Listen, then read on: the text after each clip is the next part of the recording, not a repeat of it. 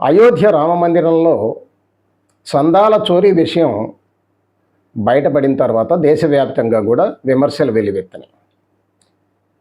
ఈ విమర్శల్ని సహించలేనటువంటి బీజేపీ నాయకులు ఎదురుదాడికి మొదలుపెట్టారు. ఏమని ఎదురుదాడి చేయటం మొదలుపెట్టారు వీళ్ళు? గుడి కట్టింది హిందువే, గుడికి చందాలు ఇచ్చింది హిందువే, గుళ్ళో చందాలను కాజేసింది అంటే దొంగతనం చేసింది కూడా హిందువే, మధ్యలో మీకేంటి ఇబ్బంది అని చెప్పని వీళ్ళు ఎదురుదాడి చేయటం మొదలుపెట్టారు. అంటే దీని ద్వారా వాళ్ళు ఏం చెప్పదలుచుకున్నారు?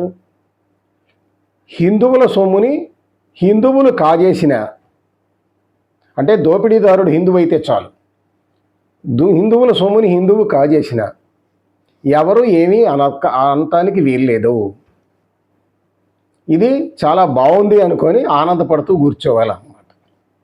ఇది వాళ్ళు దాని ద్వారా చెప్పదలుచుకునేటువంటిది.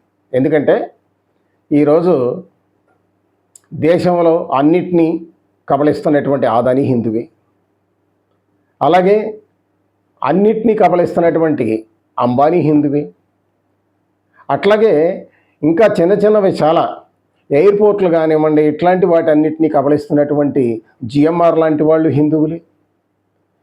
అట్లాగే మనకి మన రాష్ట్రంలో రాయలసీమ ప్రాంతంలో భూముల్ని, సోలార్ కంపెనీల పేరుతో భూముల్ని రైతులను మభ్యపెట్టి కాజేస్తున్నటువంటి వాళ్ళు హిందువులే. ఇట్లా మనం ఎక్కడ బ్యాంకులకు ఎగ్గొట్టినటువంటి వాళ్ళు హిందువులే. ఇట్లా ఏ పనులు చూసినా ఈ దోచుకు తినే వాళ్ళందరూ కూడా హిందువులే. కాబట్టి ఇందుట్లో భారతదేశంలో ఉన్నటువంటి జనాభాలో 85% దాకా హిందువులే ఉన్నారు. కాబట్టి అత్యధికంగా సొమ్ము దోపిడీకి గురయ్యేది కూడా హిందువులే. కాబట్టి ఇటువంటి వాళ్ళందరూ హిందువులు కాబట్టి మీ సొమ్మును దోచుకు తింటున్నా సరే, మీ భూములు కాజేస్తున్నా సరే, మీ బ్యాంకుల్లో సొమ్ముని కాజేసినా సరే, మీరు ఏం చేసినా సరే మీరెవరూ మాట్లాడకూడదు.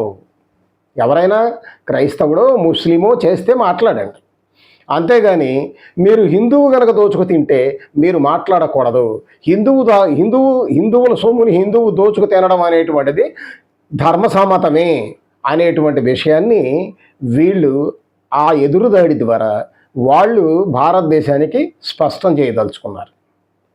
ఇప్పుడు మనం ఏం చెయ్యాలి? దీన్ని ఆమోదిద్దామా, వ్యతిరేకిద్దామా అన్నది తేల్చుకోవాల్సింది మనమే.